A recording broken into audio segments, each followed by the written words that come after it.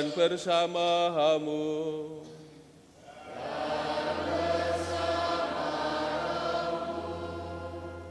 Inilah Injil suci menurut Matius.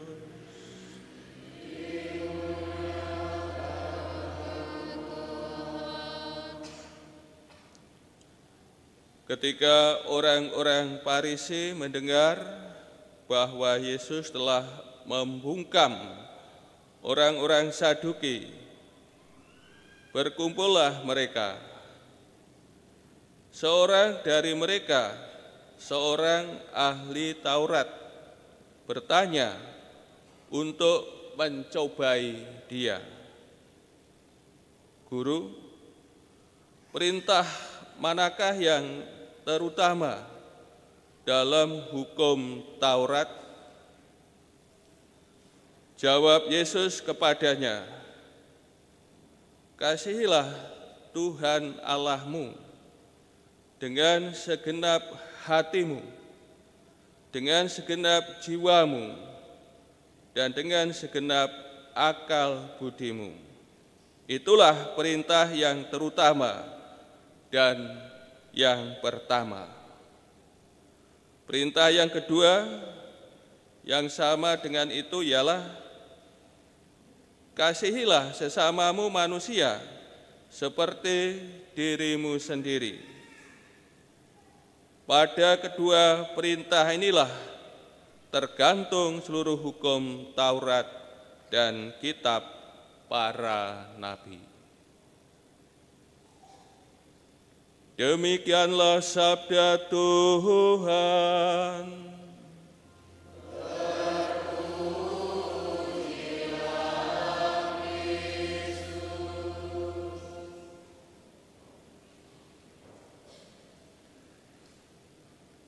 Saudara-saudari yang terkasih, tadi dikatakan dalam bacaan Injil, seorang ahli Taurat bertanya untuk mencobai Tuhan Yesus.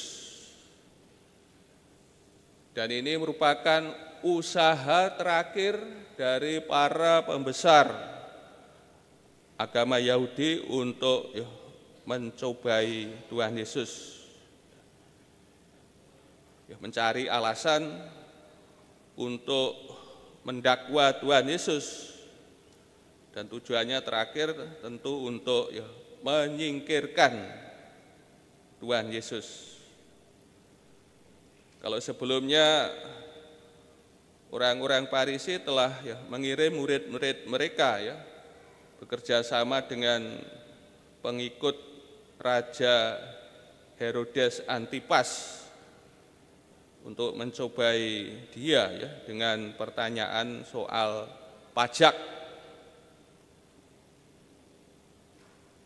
Dan disebutkan dalam bacaan Injil, Yesus telah membungkam orang-orang Saduki. Persoalan yang diajukan orang-orang Saduki soal kebangkitan. Mereka dengan mengajukan persoalan perkawinan levirat, seorang perempuan menikah dengan 7 laki-laki, 7 laki-laki bersaudara, dan akhirnya semuanya mati. Nanti pada hari kebangkitan siapa yang akan menjadi suaminya? Pertanyaan yang dibuat orang Saduki ini sebenarnya sebagai lelucon untuk menghina ajaran Tuhan Yesus tentang kebangkitan. Maka sekarang seorang ahli Taurat datang untuk mencobai Tuhan Yesus dengan pertanyaan, Guru, perintah manakah yang terutama dalam hukum Taurat? Kitab 5 Musa, kitab Taurat. Tentu para saudara ini ingat 5 kitab Musa itu Kejadian, Keluaran, Imamat, Bilangan, Ulangan.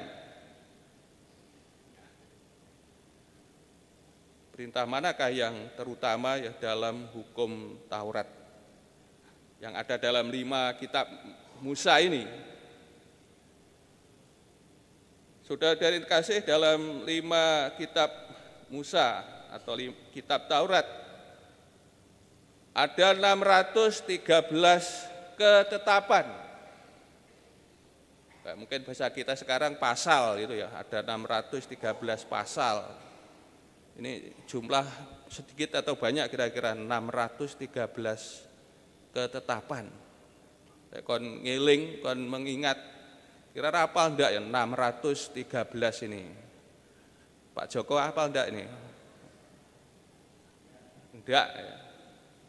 613 ketetapan. Dari 613 ketetapan ini dibagi 248 berisi perintah positif. Contohnya ya tadi ya, mengasihi Allah itu dengan segenap hati, jiwa, segenap akal budi, ini perintah positif. 365 ini larangan. Jangan membunuh, jangan mencuri dan sebagainya, itu larangan. Maka kan antara perintah positif dan larangan kan banyak mana ini? Larangannya ya kan. 365 ketetapan. Kira-kira kalau yang banyak itu larangannya kira-kira bagaimana ya kira-kira itu? Larangan, jangan ini, jangan itu, bapak, ibu, anaknya apa ini disampaikan ya, jangan ini, jangan itu, kira-kira anaknya kira-kira bagaimana ya? Sumpek mungkin, larangan kabeh. Ibaratnya ya larangan itu seperti pagar itu ya, pagar. Dikelilingi pagar, kalau kita ini dikelilingi pagar itu ya dalam hidup ini ya sumpek ya, tidak bisa berkembang itu ya. Rono larangan, sana larangan, belakang sana larangan. Ini yang terjadi.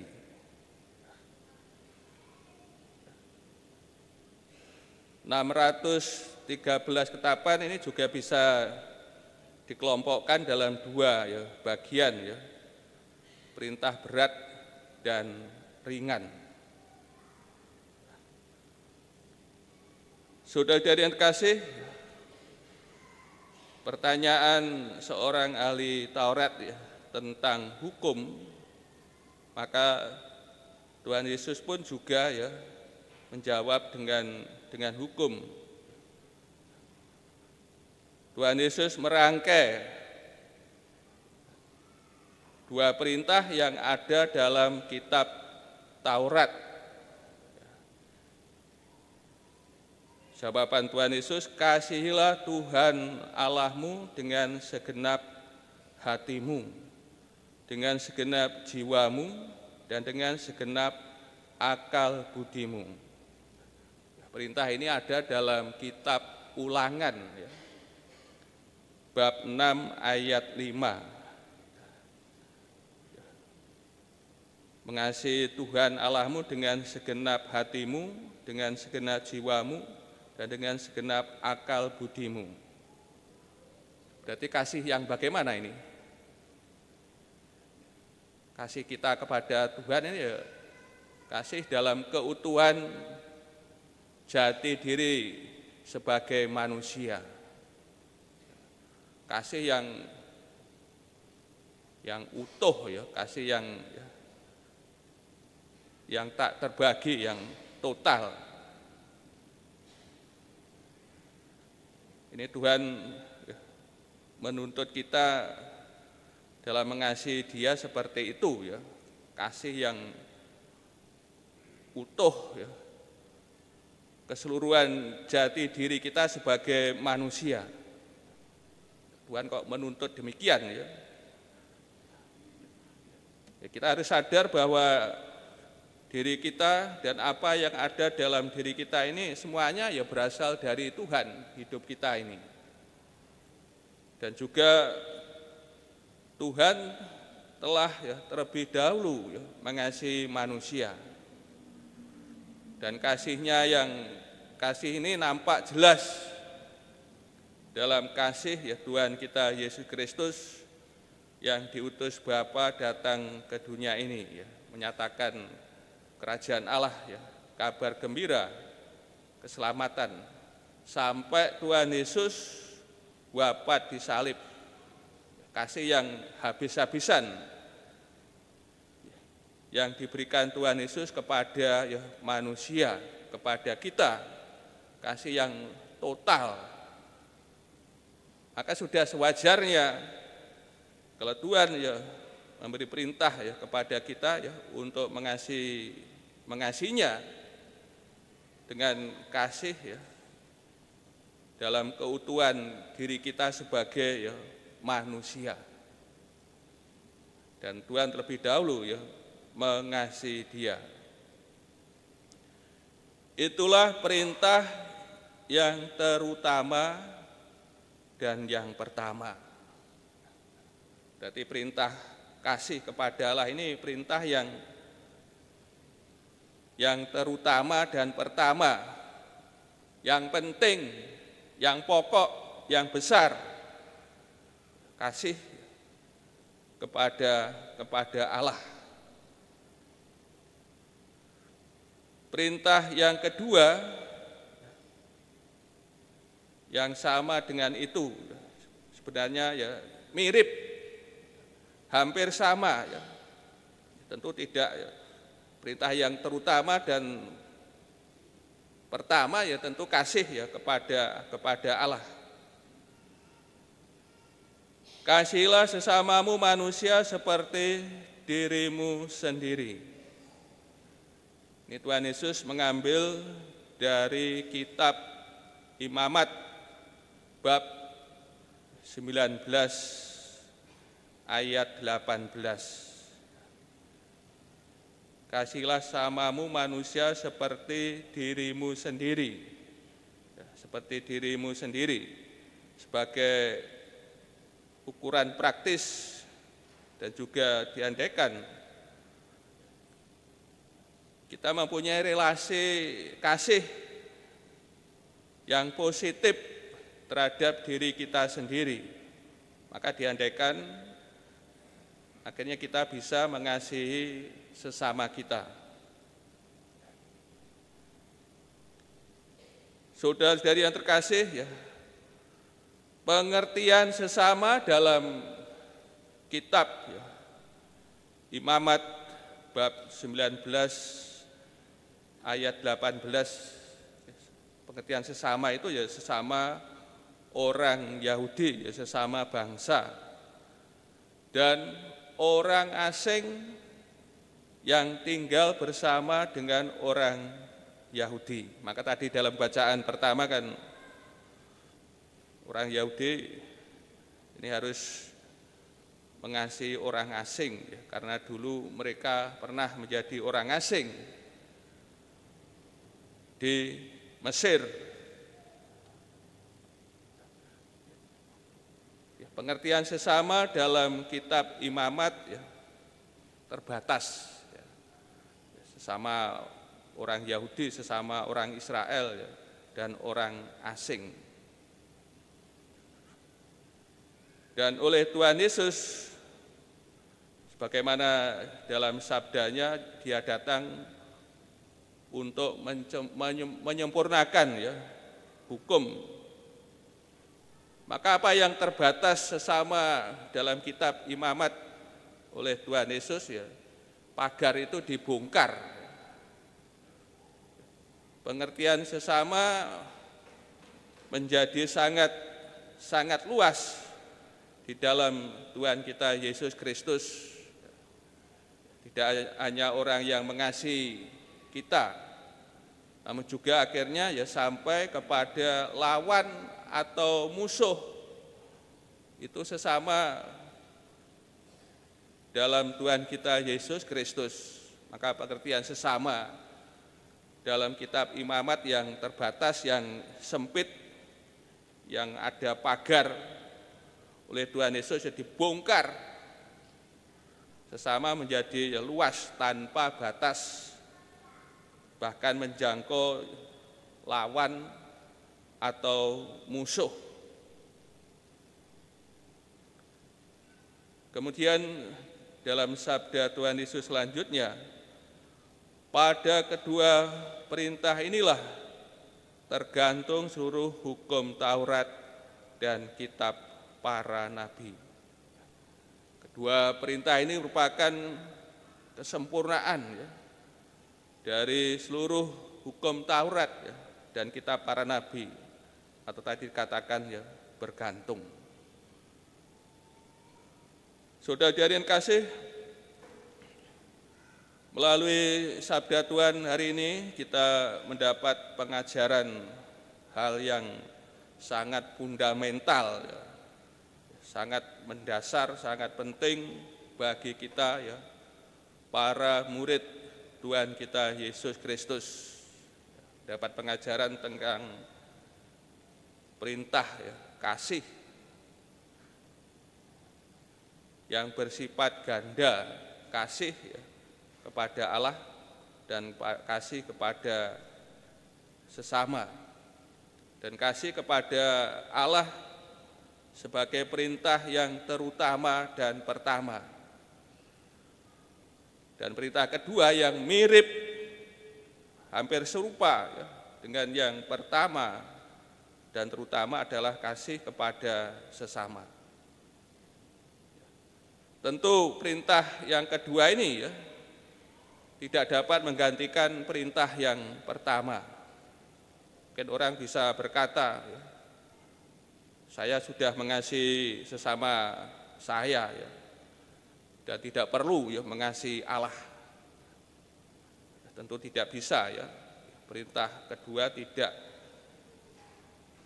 dapat menggantikan ya perintah yang pertama dan utama. Yang pertama merupakan hal yang mendasar, hal yang besar, kasih ya kepada Allah. Saudara dan kasih, dua perintah ini ya, sebagai ya kegenapan seluruh hukum Taurat dan kitab para nabi. Mungkin ajaran Yesus kan banyak ya. Mungkin kita mengingat dua perintah ini ya cukup. Mungkin kita lupa ya yang lain. Namun kita mengingat dua perintah ini dan menjalankannya ya dengan sungguh-sungguh, maka kita sebagai murid Tuhan akan bisa mencapai kesempurnaan hidup dan akan mengalami kebahagiaan.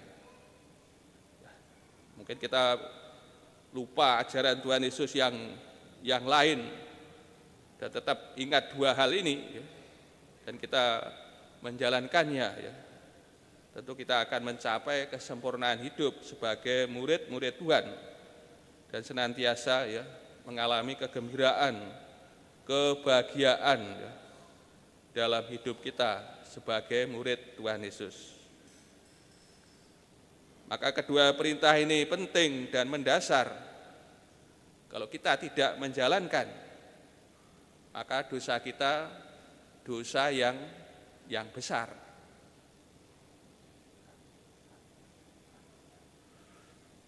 Untuk itu Bapak dan kasih ya,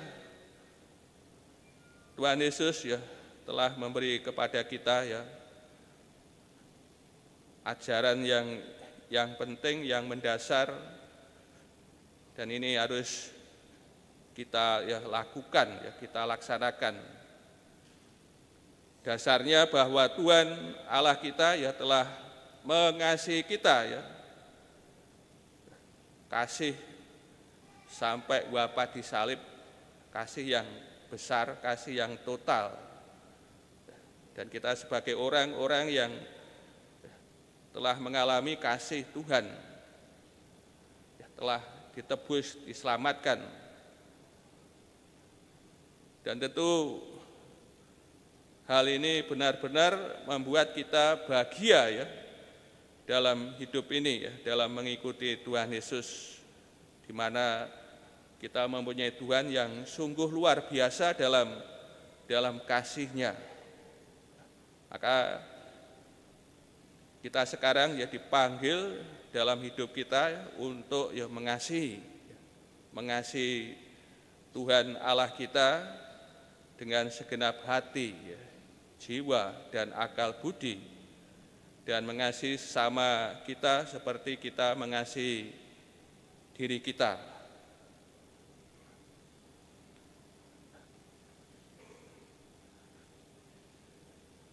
Dan melalui perayaan Ekaristi kita diberi tubuh dan darah Tuhan kita Yesus Kristus. Dan tentu ini sebagai rahmat yang akan memampukan kita ya dalam hidup kita untuk melaksanakan perintah ya Tuhan yang penting ini ya. Kekuatannya diberikan kepada kita ya, agar kita pun dalam hidup kita bisa bertindak ya seperti Tuhan Yesus dalam kasih-Nya yang besar, yang total dan istimewa. Kiranya sabda Tuhan ini meneguhkan kita semua dalam usaha kita, perjuangan kita menjadi murid-murid Tuhan Yesus, yang karena rahmat-Nya kita dimampukan dalam hidup ini, akhirnya juga bisa hidup dalam kasih-Nya.